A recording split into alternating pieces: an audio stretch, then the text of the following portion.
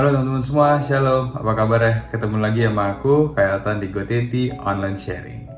Hari ini aku mau sharingin satu kebenaran firman Tuhan yang Tuhan taruh juga buat aku, dan aku percaya firman ini bukan hanya untuk menegur aku, tapi juga untuk membantu dan mengingatkan teman-teman semua ya. Aku mau kasih judul ayat ini tuh adalah senjata pamungkas ya. Jadi aku ambil dari Efesus 4 ayat 5 sampai 16 sebenarnya. Cuman aku mau highlight itu di ayat 5 sampai ke ayat 7 gitu ya. Aku bacain ya.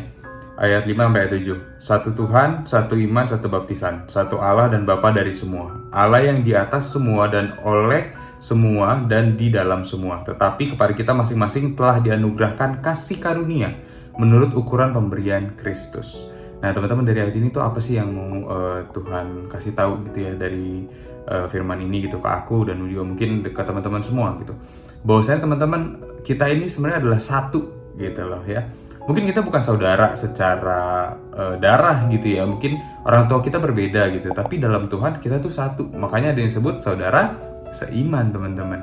Nah karena kita satu, itu adalah satu Tuhan, satu iman, bahkan satu baptisan, itu membuat kita memiliki satu senjata pamungkas. Apa? Yaitu adalah kasih karunia yang Tuhan berikan dalam hidup setiap kita. Terus fungsinya apa? Fungsinya cuma satu teman-teman. Itu membuat hidup kita berbeda. Berbeda dalam hal apa? Dalam banyak hal teman-teman. Percaya gak sih kalau misalnya bersama Tuhan, itu tuh pasti semuanya bisa kita lewatin. Apakah mudah? Apakah sulit?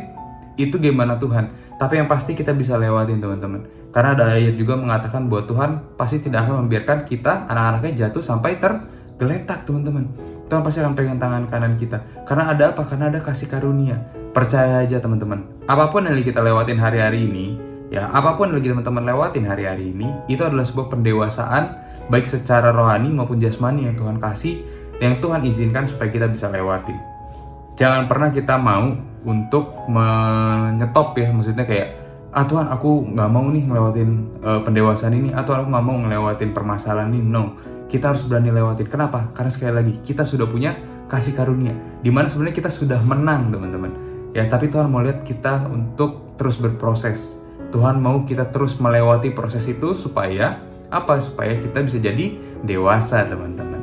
Oke, so buat kalian yang hari-hari ini lagi gundah gulana, lagi merasa down, lagi merasa jatuh, lagi ngerasa kayak udah gak punya kekuatan lagi, udah gak punya harapan lagi gitu, nggak boleh ya. Kita punya kasih karunia dalam hidup kita karena kita sudah mengakui Tuhan, dan kita punya apa? Ya saudara-saudara seiman kita, which is apa? Komunitas kita teman-teman. Hey, kalau misalnya kalian males banget untuk berdoa, kalian bisa cerita, kalian bisa sharing ke komunitas kalian, kalian bisa sharing ke komsel kalian, ke kakak komsel kalian, kapanpun, dimanapun, tinggal chat aja. Kak aku mau cerita, kak aku mau curhat, kak aku mau sharing, kak aku mau kesaksian, aku habis mengalami sesuatu, aku habis melewati sesuatu. Percaya gak sih teman-teman, saat kita menggunakan kasih karunia itu dalam hidup kita akan menjadi kesaksian yang baru buat Tuhan. Kita akan menjadi panji-panjinya Tuhan yang dikibarkan, yang kita bisa kelihatan gitu loh sama orang-orang lain. Pada akhirnya apa? Nama Tuhan dipermuliakan lewat hidup kita. Mau kan hidup kita jadi berkat? Mau kan hidup kita jadi dampak? Kita pakai kasih karunia yang Tuhan udah kasih dalam hidup kita. Jangan lagi kita malu-malu, jangan lagi kita ngedown, kita ngerasa bahwa hidup gue udah segini-segini aja.